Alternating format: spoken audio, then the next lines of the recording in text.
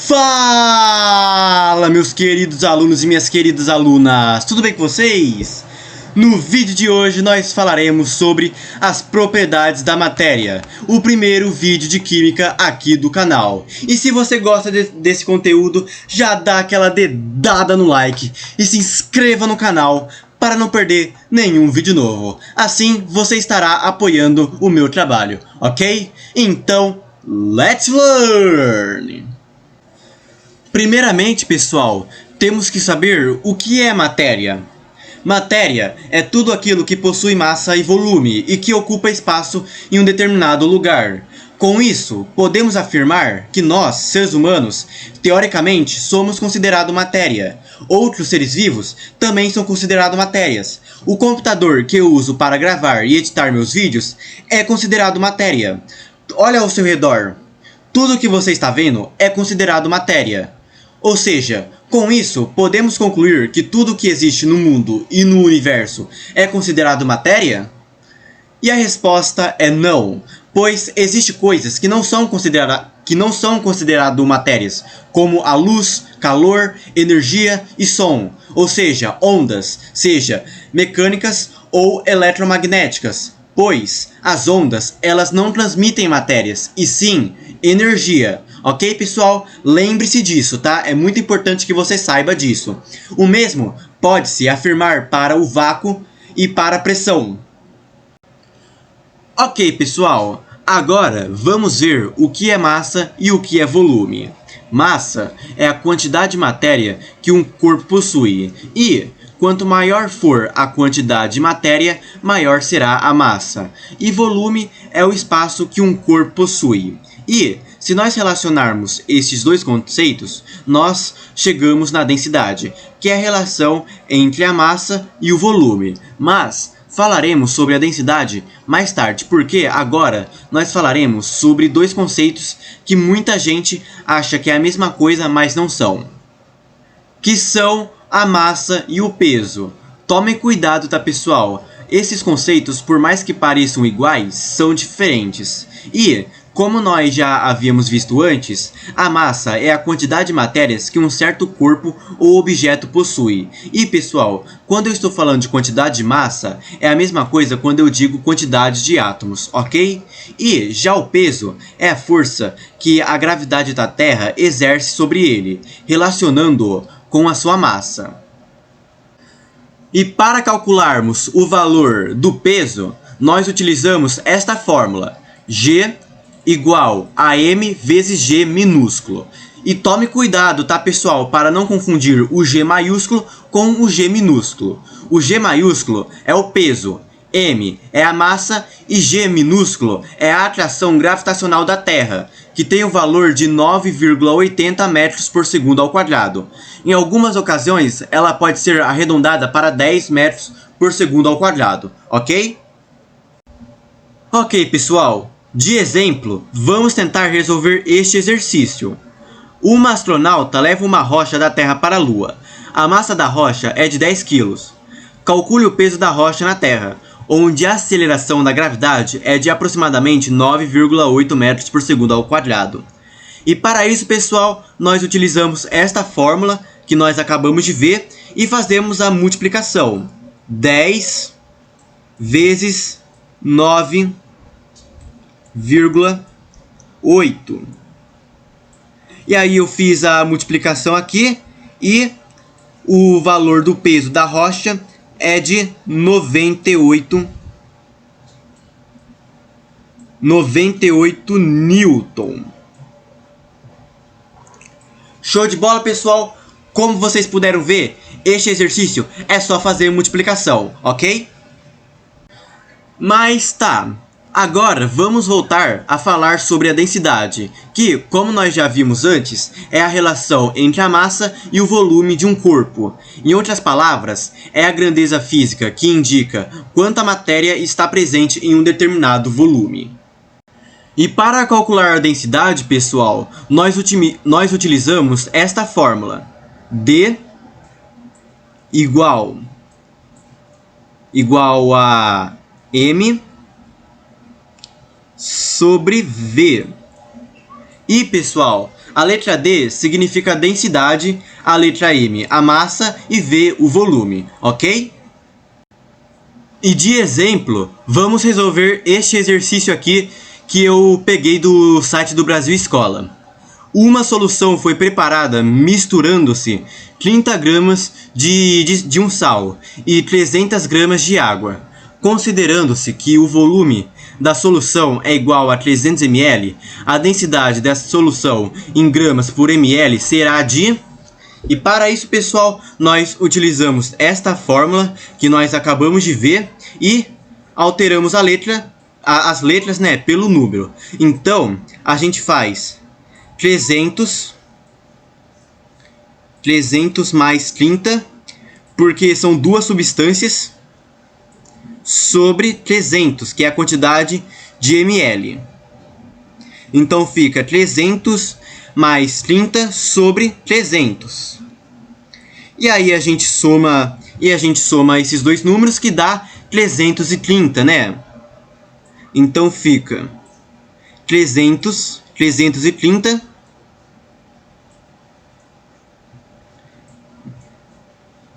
sobre 30, né? E aí eu fiz a divisão aqui manualmente e deu um valor de 1,1. Então o valor da densidade é de 1,1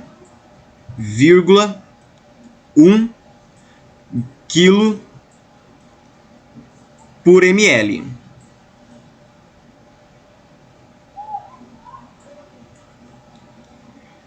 Ok, pessoal? Show de bola! Eu espero que vocês tenham entendido, ok?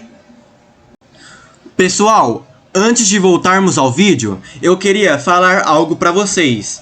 Que quando for este tipo de exercício, que não é muito grande e que não precisa fazer muita conta, eu farei digitalmente pelo computador. Mas quando for uma questão maior, que precisa fazer mais conta, eu farei manualmente pelo papel, ok? Quando você arremessou algo na água, você deve ter percebido que alguns objetos flutuam sobre ela e alguns afundam. Isso porque tem alguns objetos que são menos densos do que a água, fazendo-os flutuarem sobre a sua superfície, enquanto que objetos mais densos afundam. Mas por que isso acontece? É o que veremos agora. Objetos menos densos do que a água flutuam em sua superfície porque a água exerce uma força chamada força de empuxo, fazendo esses objetos que possuem uma densidade menor permanecerem acima da água. E os objetos que possuem uma densidade menor do que a água são a madeira e a rolha, como vocês podem ver na imagem ao lado, bola e plástico. Isso explica por que possui muitos plásticos flutuando no oceano, né? Enquanto que objetos mais densos do que a água afundam, pois a força de empuxo que a água exerce não é o suficiente para equilibrar o peso desses objetos. E os objetos que possuem uma densidade maior é o alumínio e o chumbo, como vocês podem ver na imagem ao lado aí, né? O ferro, pedra e etc. Agora nós falaremos sobre a solubilidade, que é a propriedade física das substâncias se dissolverem ou não. E existem dois tipos de solubilidade, o soluto e o solvente. O soluto é a substância que será dissolvida, e o solvente é a substância que irá dissolver o soluto. Mas o que significa dissolver-se? O verbo dissolver-se pode referir ao termo dissolução, que é o processo de misturar um soluto em um solvente, como nós já havíamos visto antes, né? Formando uma solução. E, em outras ocasiões, a dissolução pode ser a decomposição de um corpo sólido, devido à degradação de suas moléculas. Um exemplo de um processo de formação de uma solução é a mistura de água com sal de cozinha. É um exemplo muito básico, mas é só para vocês terem uma ideia, tá? Nesta mistura, o sal é o soluto, pois as suas moléculas são dissolvidas pela água, deixando o H2O com um sabor salgado, já que o sal é salgado e a água não apresenta cheiro. E a água é o solvente, pois ele dissolve o sal. Agora, um exemplo de uma solução que provoca a decomposição de uma substância sólida é o derretimento de um cubo de gelo em um copo de refrigerante, pois, à medida que o gelo fica no líquido, ele começa a derreter, dissolvendo-se o líquido no refrigerante. Toda matéria é visível, possui sabor, muitas são tocáveis e todas elas possuem cheiro. E isso é possível de ser identificado por meio das propriedades organolépticas, que são as características de um material que podem ser percebidas pelos sentidos humanos. E quais são os sentidos humanos? Quais são? São 5, hein? São 5, hein? Eu não escutei. Fala de novo. Aê, parabéns. Uma salva de palmas para o meu palmas. Visão, paladar, tato, audição e olfato. Uma salva de palmas para você.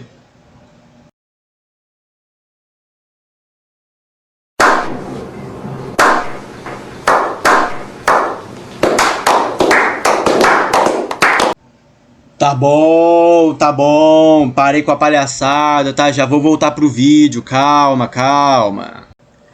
Agora, chegou a hora de falar sobre as fases da matéria, que são 3, hein? Quais são? Fala comigo, bebê, fala comigo. Nossa! Que aluno inteligente que eu tenho aqui. Sólido, líquido e gasoso. É 10 na prova, sem dúvida. Nem eu sabia dessa, hein? You didn't have to cut me off. Like we were nothing.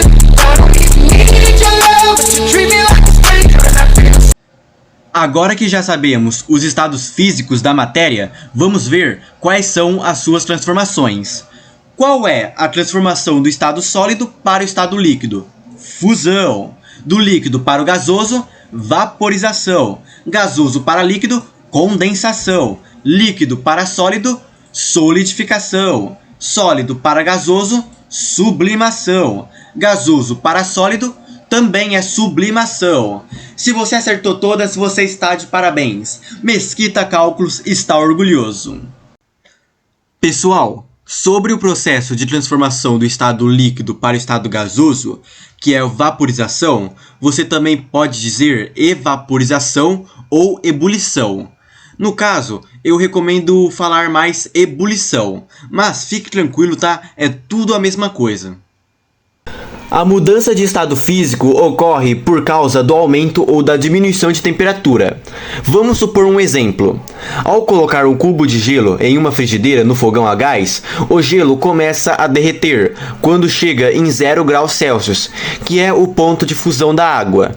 Depois de um tempo, o estado líquido da água entra a 100 graus Celsius, entrando no ponto de ebulição. E esse é um bom momento para falar sobre o modelo de partículas, que descreve as partículas fundamentais que consistem a matéria. E quais são as partículas fundamentais? É isso aí, bebê! Átomos e moléculas. Mas agora, vamos voltar um pouquinho.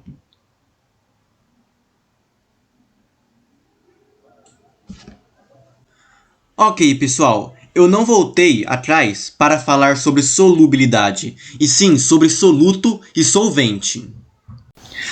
É porque eu quero mostrar um pequeno exemplo para vocês. Suponha um becker enchido pela metade com álcool de limpeza, e essas bolas azuis que vocês estão vendo são suas moléculas.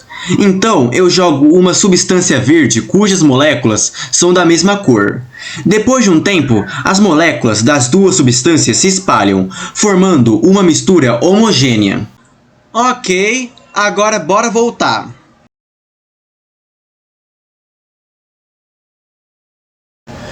E para fechar este tópico, aqui está mais um exemplo. As moléculas no estado sólido estão mais organizadas, vamos dizer assim, e juntas, juntinhas. E seus movimentos são muito devagar. Mas quando elas estão no estado líquido, elas começam a se espalhar e os movimentos começam a ficar mais rápido comparado ao estado sólido. Isso porque você ainda não viu o estado gasoso, onde as moléculas ficam muito agitadas devido ao calor que elas estão recebendo, aumentando os movimentos dessas moléculas.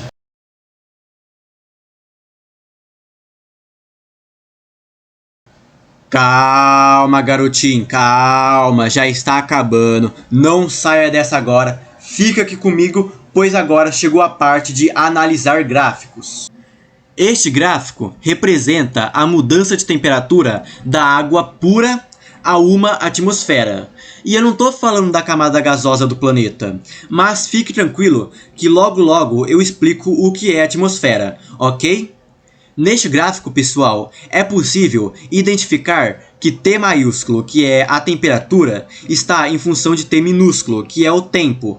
Ou seja, à medida que o tempo avança, a temperatura aumenta.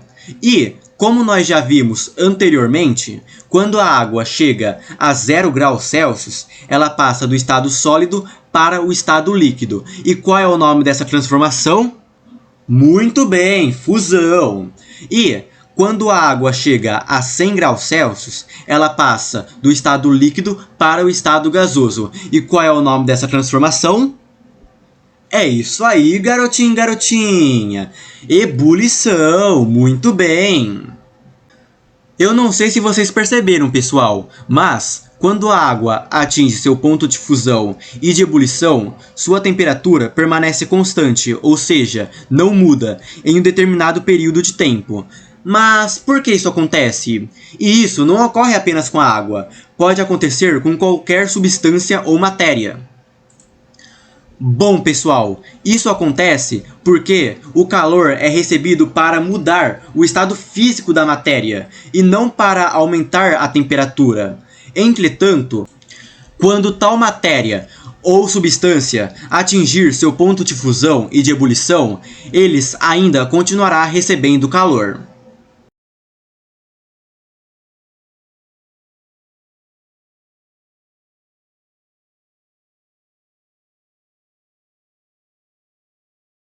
O termo atmosfera refere-se à pressão atmosférica e uma atmosfera é a pressão exercida pelo ar ao nível do mar, que tem um valor aproximado de 101,3 kPa, esse nome feio aí mesmo, tá? Ou 760 milímetros de mercúrio. E a pressão atmosférica influencia o ponto de fusão e de ebulição da água. A seguir, pessoal, temos um diagrama de fase, que é um gráfico que indica as fases de uma substância de acordo com a pressão e a temperatura. Como vocês podem ver na tabela, pessoal, a pressão está em função da temperatura. Com base nisso, é possível prever a fase mais estável dessa substância em uma determinada condição. E não se esqueçam, pessoal, pressão é a grandeza física que mede uma força aplicada a uma superfície. E pessoal, esse foi o vídeo, espero que vocês tenham gostado e entendido a matéria. E o que vocês acharam das brincadeiras para descontrair um pouco? Querem que eu continue? Então deixe aqui nos comentários para eu saber, ok? E até a próxima!